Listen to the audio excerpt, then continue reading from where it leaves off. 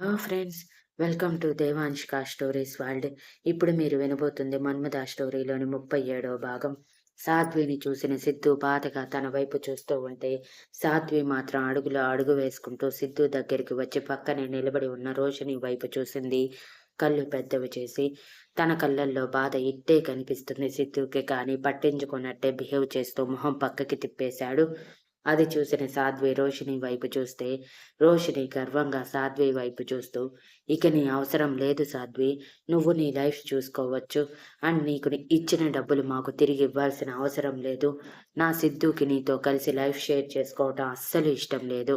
అందుకే నిన్ను free bad చేస్తున్నాడు. వెళ్ళిపో. నీ తమ్ముణ్ణి తీసుకొని నీకు నచ్చిన చోటికి. ఎవరు నిన్ను ఆపేవాళ్ళు లేరు, అడిగేవాళ్ళు లేరు అని అంటున్నప్పుడే పద్మగారు వచ్చారు కొడుకు అరుపులకి. వచ్చిన ఆవిడ రోషిని మాటలు విని కోపంగా సిద్ధు వైపు చూస్తే, సిద్ధు మాట మాత్రం మాట్లాడకుండా మౌనంగా ఉన్నాడు. అది ఇంకా కోపాన్ని పెంచటంతో అరిచేలోపు సాధ్వి గొంతు పెగుల్చుకొని సిద్ధు వైపు చూస్తూ, మీరు కూడా అదే చంపాలనుకుంటున్నారా అండి అని అడిగితే, సిద్ధు సాధ్వి వైపు చూపు తిప్పాడు. చెప్పు బేబీ తనకి, తన లైఫ్ తనని చూసుకోమని. అదే కదా నువ్వు నాకు చెప్పింది. అందుకే కదా మనం ఇక్కడికి వచ్చింది. త్వరలో మన పెళ్ళి అని కూడా చెప్పేసేయ్. నువ్వు నాకు కూడా ఏది జరిగితే అది జరిగింది. నిన్ను వదులుకోవటం ఇష్టం లేదని అర్థమైపోయింది. మన ప్రేమకి ఒక అర్థాన్ని ఇద్దాము పెళ్లి చేసుకొని అని అంటుంటే, సాధ్వి నమ్మలేనట్టు సిద్ధు వైపు చూసింది. అప్పటికి చిన్న ఆశ, సిద్ధు కాదని చెప్తాడేమోనని. కానీ సిద్ధు ఏం మాట్లాడకుండా మౌనంగా ఉండటంతో తన మనసు ముక్కలు అవుతుంది. ఇక పద్మగారు ఆవేశంగా, ఏం మాట్లాడుతున్నావు రోషిని? నీ ఇష్టానికి నువ్వొక ఆడపిల్ల జీవితాన్ని నాశనం చేస్తానంటున్నావా? నీ ఇష్టమా ఏంటంతా?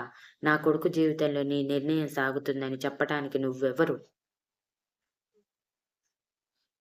నేను చెప్తున్నాను. సాధ్వి ఈ ఇంట్లోనే ఉంటుంది. ఈ ఇంటి కోడలుగా. నీకు నచ్చకపోతే నువ్వే బయటికి వెళ్ళు. అండ్ సిద్ధు, నువ్విలా మౌనంగా ఉండటం అస్సలు బాగోలేదు. ఏదైనా ధైర్యంగా చెప్పేలా ఉండాలి. నా పాత సిద్ధు ఇలా ఒకరికి భయపడే రకం కాదు. నీ కళ్ళు చూస్తుంటేనే అర్థమవుతుంది నీకు రోషిని మాట్లాడేది నచ్చలేదని. అండ్ ఇంకొక విషయం, సాధ్వి కడుపులో మన ఇంటి వంశాంకురం ఉంది. ఆ విషయం మర్చిపోకు. తనని అనవసరంగా బాధపెట్టకు. ఇప్పటికే నీ కోసం ఏడుస్తూ రోజులు లెక్క పెట్టుకుంటుంది ఎప్పుడు వస్తావని. ఇలా వచ్చి దానిని బాధపెట్టటం ఏమాత్రం బాగోలేదు అని కోపంగా చెప్పి, ముందు లోపలికి రా. మీకేమి హారతి ఇచ్చి లోపలికి తీసుకువెళ్లరు ఎవరూ కూడా అని చెప్పి, సాధ్వి నువ్వు పోయి సోఫాలో కూర్చో. వాళ్ళ పిచ్చివాగుడు నువ్వు వినాల్సిన అవసరం లేదు అని చెప్పి శారదమ్మ గారికి కాల్ చేయటానికి పక్కకి వెళ్ళిపోతే, రోషిని పళ్ళు కొరుకుతూ వెళ్తున్న పద్మగారి వైపు చూస్తూ, బేబీ నువ్వేం మాట్లాడవేంటి? అత్తయ్య అలా మాట్లాడుతుంటే అని అడిగింది. అప్పుడే అక్కడికి వచ్చిన చిన్న వాళ్ళ మాటలు సరిగా అర్థం కాక అయోమయంగా చూస్తూ ఉండగా, కన్నీళ్లతో చూస్తున్న సాధ్వి కనిపించి కంగారుగా అక్క అంటూ వచ్చి, అక్క ఎందుకు ఏడుస్తున్నావ్ అంటూ సాధ్వి భుజం చుట్టూ చేయి వేస్తే, సాధ్వి వాడిని చూసి కన్నీళ్లు తుడుచుకొని, ఏం లేదు చిన్నా. నువ్వెందుకు బయటికి వచ్చావు? వెళ్ళు. ప్రశాంతంగా రెస్ట్ తీసుకోపో అని అంటే, సిద్ధు చిన్నాన్ని చూసి చిన్న చిరునవ్వు నవ్వాడు. ఇక రోషిని, మనం లోపలికి వెళ్దామని చెప్పి కుడికాలు పెట్టేలోపు సిద్ధు తన చేతిని విడిపించుకుని, నువ్వు లోపలికి వెళ్ళు. నేను ఆఫీస్‌కి వెళ్ళాలి అంటూ సాధ్వి వైపు ఒక చూపు చూసి బయటికి నడిస్తే, రోషిని వెళ్తున్న సిద్ధు వైపే చూస్తూ ఉండిపోయింది. ఇటు సాధ్వి కూడా సిద్ధు కళ్ళల్లో భావం ఏంటో అర్థం కాక ఆలోచిస్తూ ఉండగా, రోషిని సిద్ధు వెళ్ళిపోవటం చూసి లోపలికి వచ్చి సాధ్వితో, నీకు చెప్పిన పని నువ్వు పూర్తి చేయలేకపోయావు. అందుకే ఇక నీ అవసరం లేదు. అండ్ ఏంటి, ఆంటీ ఏదో అంటున్నారు నువ్వు ప్రెగ్నెంట్ అని. How is this possible? నా బేబీ నాతో చెప్పాడు నీతో తనకి ఎటువంటి రిలేషన్ లేదని. సో ఈ బేబీ సిద్ధు బేబీ ఏంటి?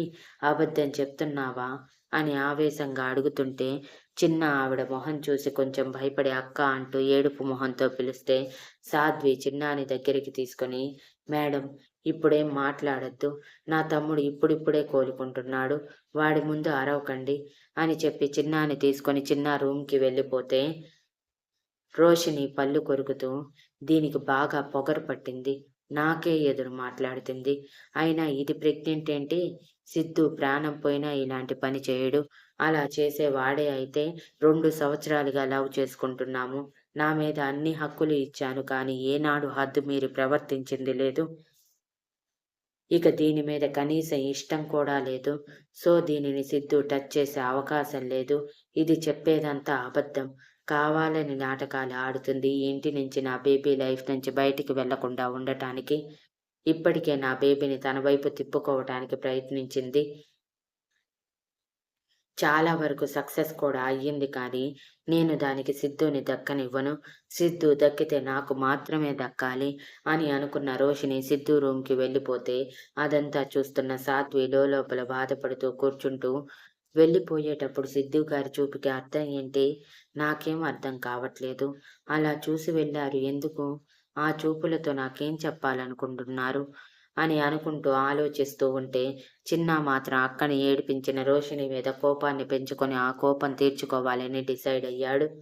ఇక పద్మగారు శారదమ్మ గారికి ఏ టు జెడ్ మొత్తం చెప్పాక, ఆ రోషిని సిద్ధుని ఎప్పుడు కలిసిందో తెలియటం లేదు అత్తయ్య. మళ్ళీ సిద్ధుని దాని వైపు తిప్పుకుంది. అసలు వీడెందుకు దాని మాట వింటున్నాడో నాకర్థం కావటం లేదు. ఒక్కసారి వాడిని నిలదీయండి అత్తయ్య. ఇలా అయితే సాధ్వి చాలా బాధపడుతుంది అని అంటే, ఆ రాక్షసి ఎప్పుడు వాడిని కలిసింది? దాని పనిలో అది బిజీగా ఉంది కదా! దానిని బిజీగా మార్చేశాను కదా! ఉండు. ఒకసారి ఆ సన్యాసితో నేను మాట్లాడుతాను. కంగారు పడకు. నాకు తెలిసి సిద్ధు నిస్సహాయ పరిస్థితుల్లో దానిని తీసుకువచ్చి ఉంటాడు. ఒక్కసారి ఆ పరిస్థితులు ఏవో తెలుసుకుంటే అర్థమవుతుంది. అనవసరంగా గొడవలకి పోయి వాడికి మనశ్శాంతి లేకుండా చేయటం ఎందుకు? అని అన్నారు. ఏమో అత్తయ్య! ఇక్కడ దీన్ని చూస్తుంటే జాలేస్తుంది. ఎంత చెప్పినా కూడా ఇన్ని రోజులు అది మాట వినలేదు. వాడిని వదిలేసి వచ్చినందుకు ఏడుస్తూనే కూర్చుంది. ఇప్పుడేమో వాడు దానిని కూడా తీసుకువచ్చి నెత్తి మీద కూర్చోబెట్టాడు. దానిని వదిలించుకుందామంటే వదిలేలా లేదు. ఈసారి దానిని కొట్టే దెబ్బ గట్టిగా ఉండాలి అత్తయ్య.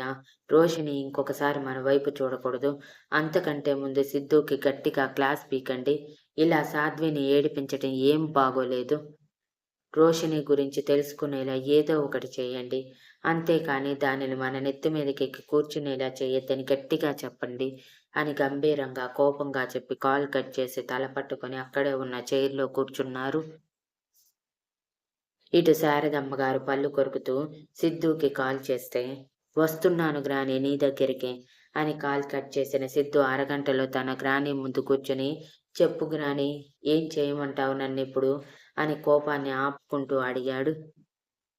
"ఏం చేసేది ఏంటి సిద్ధూ? సాధ్వికి అన్యాయం చేస్తావా?" అని అడిగితే సిద్ధు తలపైకెత్తి, "నేనెక్కడ అన్యాయం చేస్తున్నాను గ్రాని నువ్వే చెప్పు. ముందుగానే సిట్యుయేషన్ అంతా తనకి చెప్పాకే నేను తన మెడలో తాళి కట్టింది.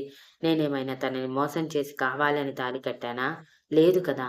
అని కోపంగా పళ్ళు బిగించి అంటే, "సిద్ధు, ఇక్కడ మ్యాటర్ అది కాదు. అసలు రోషినిని ఎందుకు మళ్ళీ నీ దగ్గరికి తెచ్చుకున్నావు? దానితో ఏం పని నీకు? దానిని వదిలేసిద్దు.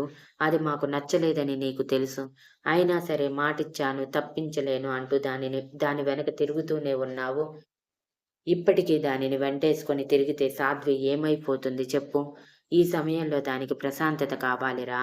నువ్వు ఇచ్చే మానసిక ఒత్తిడి అది తట్టుకోలేదు. అర్థం చేసుకో సిద్ధూ. ఆ రోషినిని వదిలేయ్. అది నీ జీవితానికి సెట్ కాదు" అని అంటే, సాధ్వి కూడా నాకు సెట్ కాదేమో గ్రాని, అది ఎందుకు ఆలోచించలేదు మీరు? ఏం? నేను రోషినిని ఇంటికి తీసుకువస్తే అది నాకు ఎదురు తిరిగి మాట్లాడలేకపోతుందా? మీరు తన తరపున వకాల్తా పుచ్చుకొని అడుగుతున్నారు. ఒక్క మాట చెప్పండి. దానికేమైనా నోరు లేదా? గొంతు లేదా? ఎదురుగా జరుగుతున్నది చూసి కూడా ఇలా ఎందుకు చేశారు అని అడగడానికి. అదేమీ లేకుండా బెల్లం ముక్క నోట్లో పెట్టుకున్నట్టు నోరు మూసుకొని ఉంది. మరి ఇప్పుడు మీరు ఎందుకు దాని తరపున మాట్లాడటం? అది నోరెత్తి ఎందుకండి ఇలా చేశారు అని నన్ను అడిగినప్పుడు నేను సమాధానం చెప్తాను. అప్పటి వరకు ఇంతే. ఇక ఆ రోషినిని ఎందుకు తీసుకువచ్చాను అనేది ముందు ముందు మీకే తెలుస్తుంది. ఇప్పుడు మాత్రం నన్ను ఒంటరిగా వదిలేయండి అని చెప్పి తన క్యాబిన్‌కి వెళ్ళిపోయాడు సిద్ధు.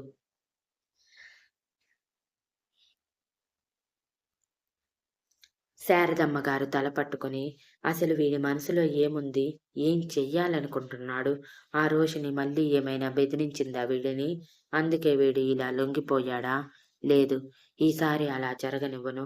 నా మనవడు మరీ అంత వీక్ కాదు. నేనున్నంత వరకు నా మనవడి జీవితంలో దాని ఆటలు సాగనివ్వను అనుకుంటూ ఎవరికో కాల్ చేసి 2 నిమిషాలు మాట్లాడి, త్వరగా పని కంప్లీట్ కావాలి అని సీరియస్‌గా వార్నింగ్ ఇచ్చి కాల్ కట్ చేసిన శారదమ్మ గారు పళ్ళు కొరుకుతూ, చూడవే ఇప్పుడు నీ పరిస్థితి ఏమవుతుందో అని అనుకున్నారు. Next update promo. రోషినిని తన రూమ్‌లో చూసి మొహం చిట్లించిన సిద్ధు, "నువ్వేంటి నా రూమ్‌లో? అసలు నా రూమ్‌లో నీకేం పని ఉందని ఇక్కడ ఉన్నావు? అది కూడా నేను లేని టైంలో" అని సీరియస్‌గా అడిగితే, "అది బేబీ" అంటూ రోషిని సిద్ధు దగ్గరికి వస్తూ, "ఇకపై నీ రూమ్‌లోనే కదా నేను ఉండేది. మనం త్వరలో పెళ్లి చేసుకోబోతున్నాం కదా! సో, రూమ్ షేర్ చేసుకుంటే తప్పేముంది?" అని హస్కీ వాయిస్‌లో అడిగింది. వాట్? నువ్వు ఈ రూమ్‌లో ఉంటావా? అది కూడా నా పర్మిషన్ లేకుండా. నీకు ఏం హక్కుందని అలా అంటున్నావు? పెళ్లి చేసుకున్న సాధ్వినే ఇంతవరకు నా రూమ్‌లో నా పర్మిషన్ లేకుండా ఉన్నది లేదు. నువ్వు ఉండాలని అనుకుంటున్నావా? మర్యాదగా బయటికి వెళ్ళు రోషిని. ఇప్పటికే చాలా తిక్కలో ఉన్నాను. ఆ తిక్కని పెంచకు అని చాలా సీరియస్‌గా చెప్పాడు సిద్ధు. ఇదంతా బయట నిలబడి చూస్తున్న సాధ్వి పెదవుల మీద చిన్న చిరునవ్వు వచ్చింది. సిద్ధు మొహంలో చిరాకు చూసి, అది కూడా రోషిని కోసం చూసి. Thank you for listening.